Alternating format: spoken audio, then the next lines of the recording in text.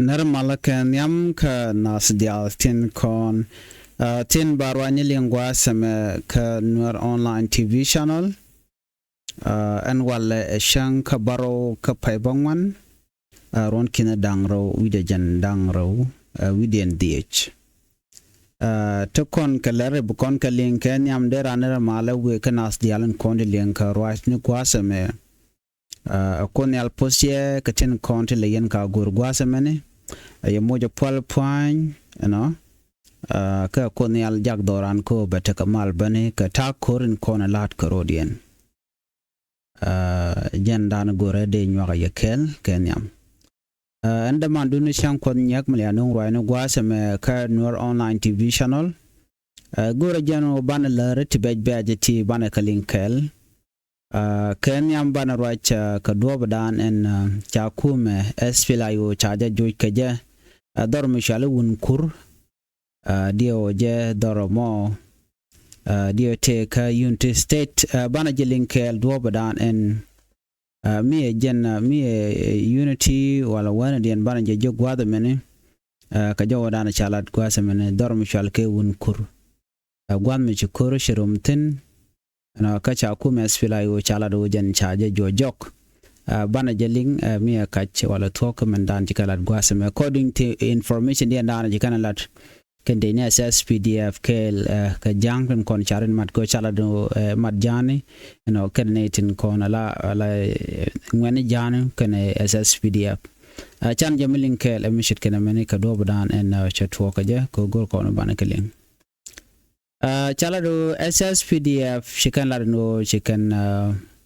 Darashal ke Wunkur area chikana cap and Doromoni a wide strategic town Medina kuumɛ SPDF tetin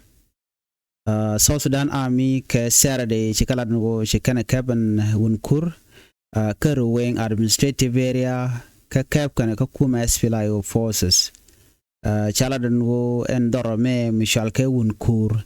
tetet ka kuumɛ SPDF force enoka kor rune dang badek wane me be ka korke me SSPDF chicken tunja chikana kef the headquarter nante ka Panikan County Capital State wa shukarri realeka SSPDF kana ngwane jane ka shukan doromo shukana kef South Sudan people fan for sikalaro kana shikanun kur chikana control na ka kuumɛ SPDF kani en kore kor mo teram chiliu dio jaka bo site ka joran kan lat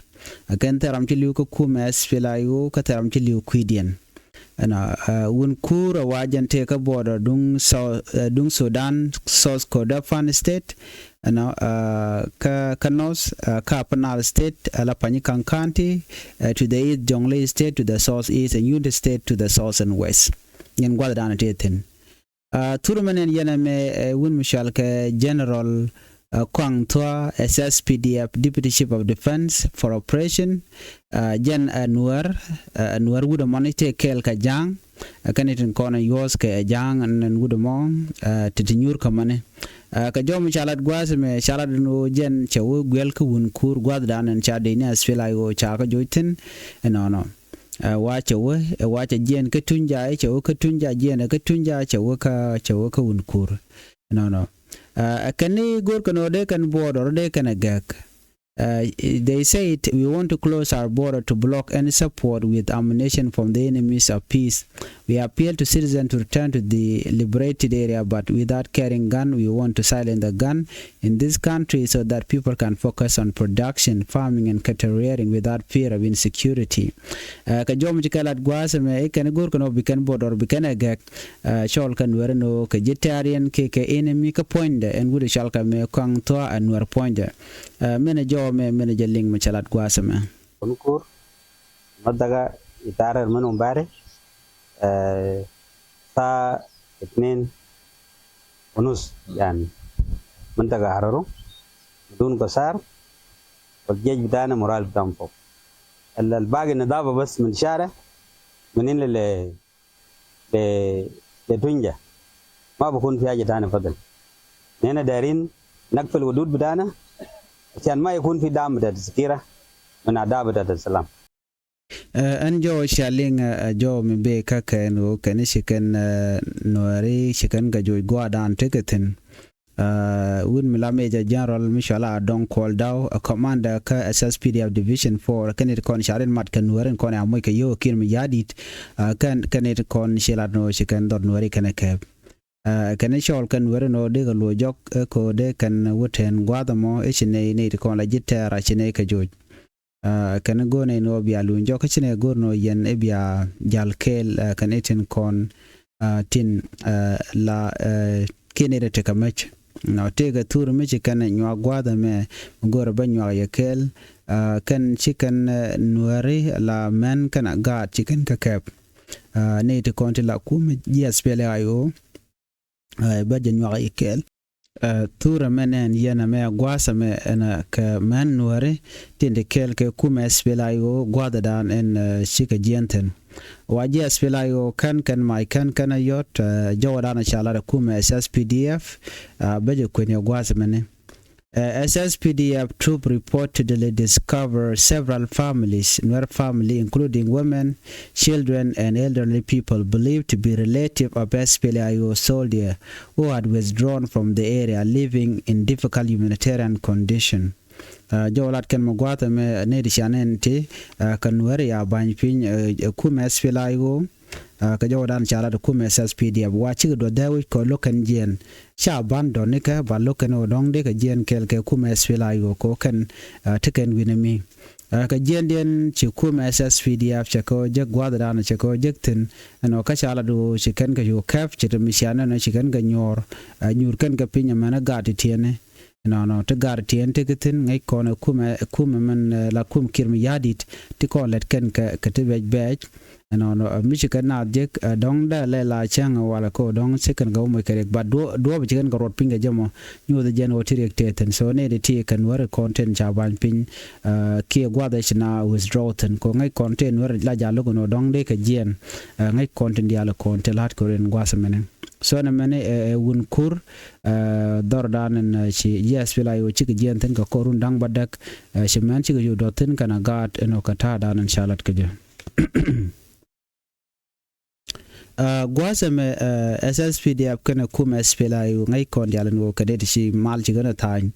ana ala territorial peace agreement me cha tanga Khartoum ngai kon yale an male dan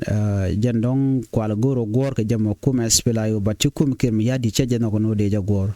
jan mi gwene no naga nuääri ki jo jani kon la kuumɛ SPLA yo ko SPLA yo dab ko jere nuääri ko larno ke 2013 me chanuri an nagre wi juba gwan mi more than 400,000 chiklutin ka most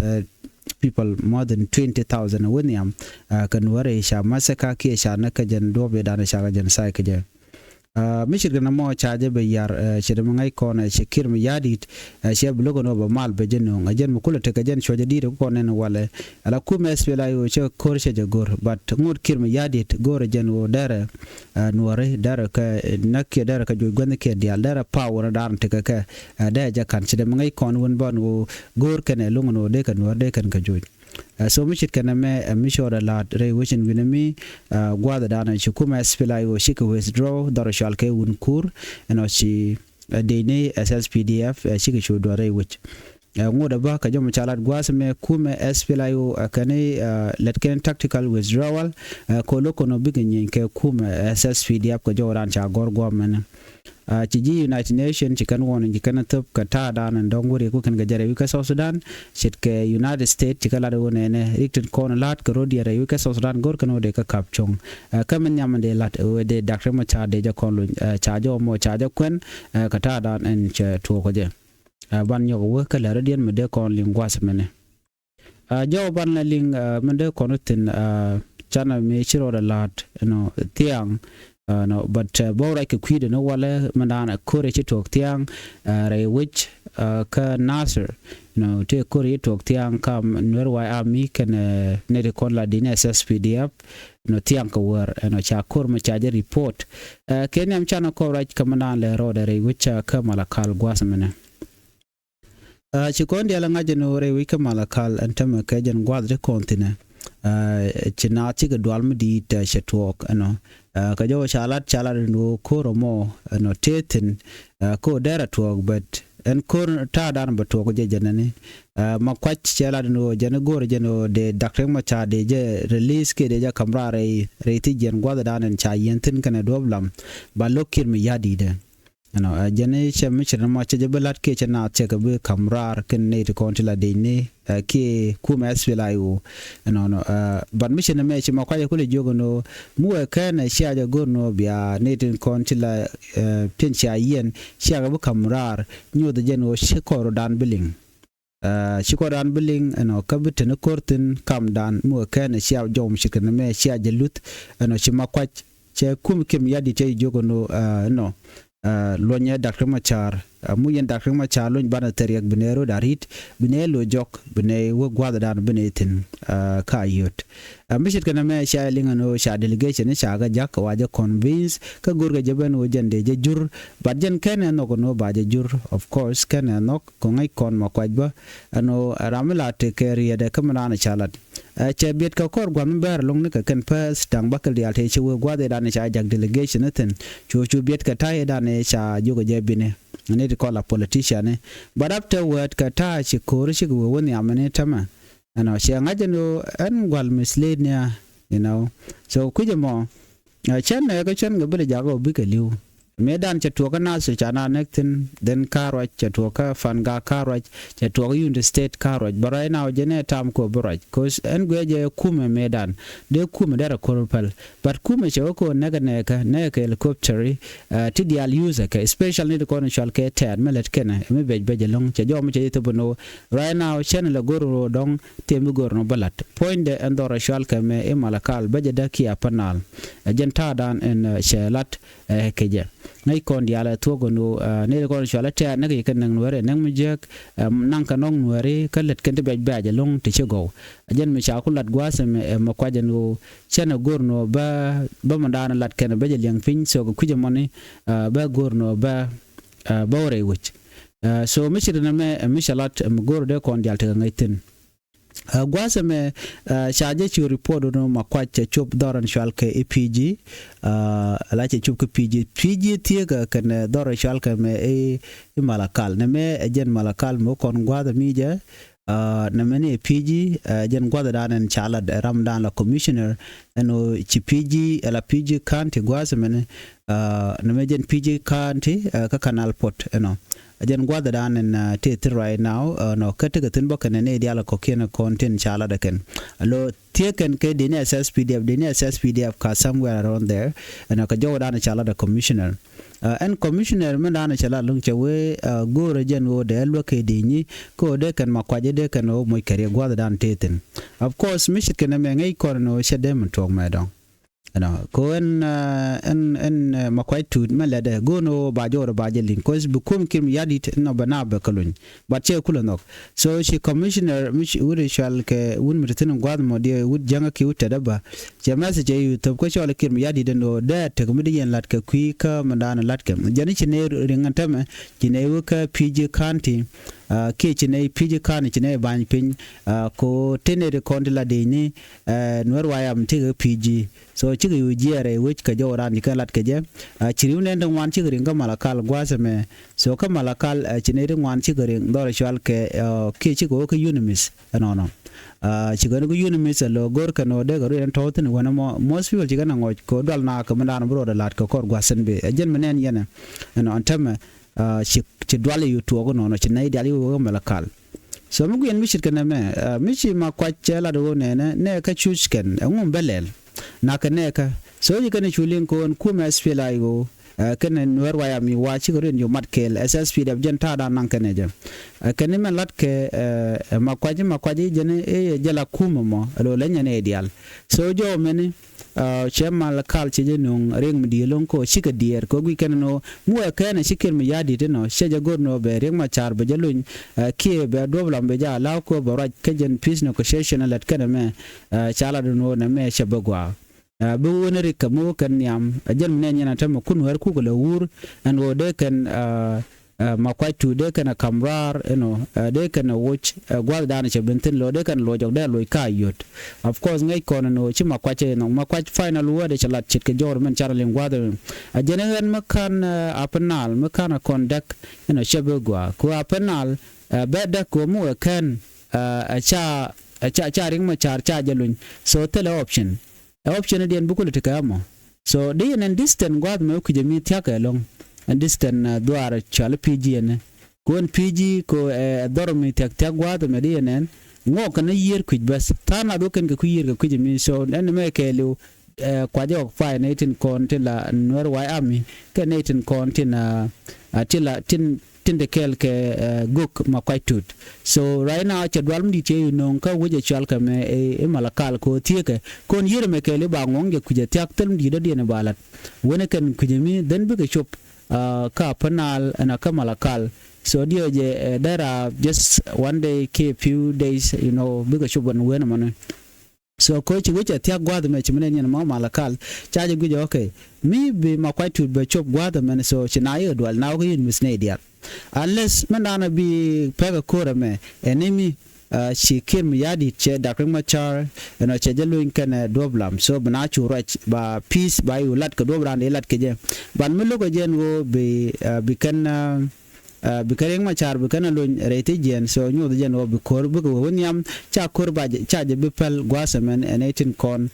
tin tekel kama kwach so jo men gor jen de kon tekelengten raina ma kwach ja ka pg shirmen ngai kon gwasemen jen gwadan tetin wuri shalga jemes chol je ga janam la commissioner yot kante ne kenyam ko jo shalat jen rach ke ma kwai tu but ma kwai tu che look right ko right dia no de bikana ma kwai bikana dil ko yo so na mo kan ma kwai kana jeno ma kwai ngum de je chwa kwa ka je che look che we cha Nuer ya de nak ka babu moy ka yo gwa da men che de mo tok so chi jom shi na me cho shulat shi ma kwai che ko mo che je ngok so mi shi kana me da gwa an wo de yana ngach bana wo kala radian kamadan la roda jo ban lingwas me nyok bana racha ko kwi menchi to ka Nasser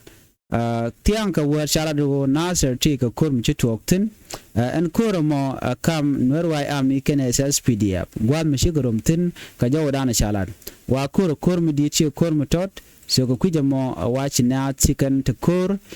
ko dong de burebiey de je control native contila Nuer wai ami ka jo dana shala so chinere kontila jini Nueri chikan chu gwada dan to kuretin tiang ka wer but ka report kana nongan wo ngum shoda lat chikalara jen wo biken update dio je biken ngun ka kore dong der kule la wala ko wala shang baro ko pa bongon ka do to ka tiang ka wer ba report ba kule jega yo but katin shala longo ke jen wo wejen winami go jen wo chaja ka baken ka tara ni kalat ke je ana na me Nasser de konen gwaz men na me Nasser so Nasser jiendu biben gwada mene ala burebiey janane burebiey gwada mi chore jalong dere jek de jek we gwan jana men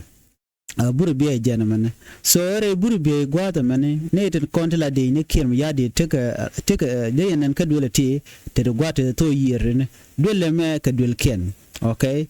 tit kujati wuji Ethiopia na me kuje mene so kan me shi kor me chato gwada dana chato tin chalo den chaja wan ku yer gwada me chikan kan non gwada lo chigana bana kai ira gwa ka dor Ethiopia ko te ka border ngai kona ni shang ala la gorno ba respect ba je kanane di alan konta ka border burebiey ku yere dung so Sudan burebiey ku jame dung Ethiopia so men na kana ki mi chikan ga do ku yere ngwasa mo la kan bana nang ne de kona ku yer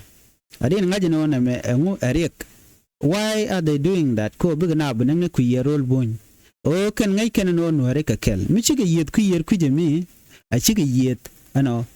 ku yer so mala roda le ne siang o de bikan panken beloiden bajawang bigna benna gwadamen so kan la kan jen bukano dori kan ga ban ping gwadame ka jigmir somewhere here so ka jigmir and wanamo la kurla teten so mi chige jien bukan tej bukan ka wang kan ne kontila tila de ni kirmi yadit after that mi chikan tej kan ka wang gwada mene bukan koy ken bukan kanang so ngai kona koyten kontin ku la koy dule ke juɔc bi kan ko det ku kan o tal ka ku yer gwadan ko kan tele ka ngade tele ka metat ka so the only thing they do bikan dul bikan ka we gwat bikan jenken bikan kanang and then you bikan kula betal ka so mishi kan me de kon ngaje no mited a situation me bej ko kan tele metat ka then la chawune kan bikan ka we bikan dul bikan ka shwat ke bikan ka we bikan ko kan mostly so mishi kan me ajen cha kul logo ne Nuer ke jejen bor anu ngumla dul ko la ka wiya da ka je then wana ma ba dor ko ba ko dak so shiga shungok kan shugu jino ngwana bine nyinga ka kan re kontela SSPDF ne ko gwenten kon tikitin ajen mukul kulete ko bu korba to ko so kore tiang kwai ka gwada dan en chawre laltin ba ajen burebiey men kan kon kula ngai gwas men gore ba nywa ka ye kan kon ngaje no kor me to ka kuyer kan kuyer tama but kore nyam che to kuyer to ka somewhere there you know this corridor so en gwada me kele wi yer so jen gwada dan en dong de ko de tokten so mi chi ka we lo kan be lo kan ka ngado kan ka lel gwada me ne wo kan tech no wo kan ka gwat nan kan jen ken shire kore da na chi to ken yam me chi kore tokten ko chala do cha kan ka me ram general ken it mo rami mo me la kwerka ke so mi chikor mi to go ne shaglo den chu wang ki kana chu bokre wi gwada me ne anyong man den kan wore no la chung ken wi yer gwada me ken ji Ethiopia ko wi ken mandan le ro de kujimi so me la to do da na beken ke je ko la mai la ka len kan ideal den mo den be chu wang den ko le te kan ide shana ken je bare ku yer ko na te ku yer wan mo mi mo de kon wore jogo no chu chung ku yer another report da na je gwaz men chano nga awani de kontila ji Ethiopia ke de ni Ethiopia dong de kan de kon pa ngi re gambella chala do ne kan ba kan an ka burebiey gwada men to yer ba kan an dorian gwada men no ka burebiey ko na me kuje me burebiey rol South Sudan kan ba kan an gwada me bugu to yer gwada me ko wani de gwada men ka police ni dia je ni de shal ke li yuni ki militia ni wa kan dong ba nan re wuje ko burebiey ka jo dana shalat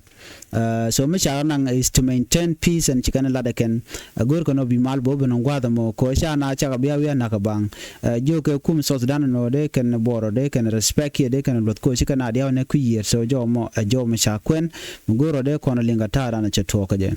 ngai ne jen wo ken ndi ti be je mat re wich ka South Sudan ka ku malka ko ne ti ngwan chol ken mala no mala be ba cha mal cha je gor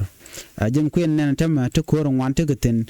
kech kuumɛ South Sudan ka kech kuumɛ SPLA ayo ko SPLA ayo lat ken gang kan rodien ka gor ken de kwarian de jelun ki kwar ken ko na chayen so jom shir ken me gwan wo de kon ngach chan rojan wala ka mana na chito ka kiman la rode ka PG ka ta danan shi kuumɛ men raike SPLA ayo siguren markel kanete kontila Nuer waya mi ka jodan shalat but makwach tut gong makwach Nuer special leader jaben ka bende lo janisha matkel kanete koken bara janako de manu de Nuer to de release ko de maldara ben cha Nuer sha de target wontin kontigatin ba de lo nyeke ko de maldara ben but mu kum we kam yenene Nuer tin kono kule la bombom so dara kule gwade in another information mi shalat ka kwi makwach tu wa makwach tu men jet ka lo de long do lama waram kel ka fanga keram kel ka yot so ko kujja mo ko doblam ko je demana long gwade dane cho kor ke je ladjen wo je ni wo don kan doblam kana yen ke bajelun ke jo dana cha jo je bajelun mi tam je ben batte ne ka pedi de wona ped bakel cha jelun so jen ko de man ko de to ko jen wo ka loin ga ni ti doblam a loin ke dakran ma chara loin ke peace alat ke je ko peace je na very important we ka South Sudan so demand ko doblam ram kel ka yot wa gor ke jen wo de jelun Michel kan lok la tok bu kor beben ko kon kujeno an wala ngum broda lat ke shanga baro me murai kon ke jame do know all the information in chat lenga kan gwasken ban lo je ka gwada dan me take information do dien mishben ray which ka South Sudan ka kwi kor kon lat korodian mi jira ma jidit gwasa me kan online TV channel gor gen wojin wi channel bi jen nyaka ne ko kien ka bi subscribe ka bi notification bell bi jotwan bo me ken notification bell kan jotwan notification bell mo do mi take mi chala ray gwada be shamala shi bigi mi cha video cha yala ajan jodan goro en wode nyaa yekel en ban jegum redien be ta mal bye bye